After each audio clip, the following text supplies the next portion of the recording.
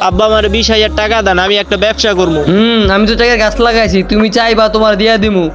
আব্বা 20,000 টাকা তো এরকম আহামরি কোনো টাকা না, বড় পোলায় যা চায় হ্যাঁ তো দিয়ে দাও।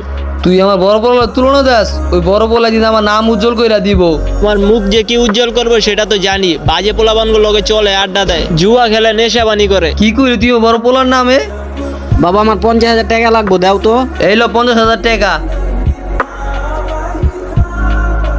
ওরে কিভাবে 50,000 টাকা দিলা? আমি 20,000 টাকা চাইছি ব্যবসার লেগে, আমার দিতে পারলা না। তোরা টাকা দেখি টাকা নষ্ট করবো নাকি? আমার টাকা দিলে তোমার টাকা নষ্ট হইব না, তোমার বড় পোলারে টাকা দিলে উন্নতি হইব। তোমার বড় পোলায় তোমার টাকারে ভালোবাসে, তোমার না। কি কস? আমি এটা বিশ্বাস করি না।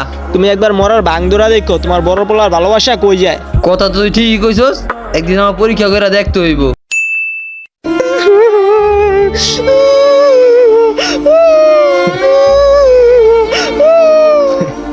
কিরে তুই কান্দস কে?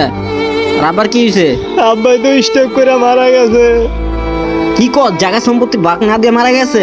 খার আমি হপাই আইতে আছি। জায়গা সম্পত্তি আমার না দিয়ে মারা গেছে?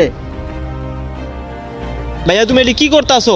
আব্বাই মারা গেছে, দাফন কাপনের ব্যবস্থা করতে হইব না? আর তোমার হাতে এটা কির কাগজ? সেট বেটা কি দাফন কাপনের ব্যবস্থা, আগে জায়গা সম্পত্তি লইয়া লই। বাহ, আমার থেকে তো জায়গা সম্পত্তি বড় হয়ে গেছে গা। আব্বা তুমি মরো নাই? না, আমি মরি নাই।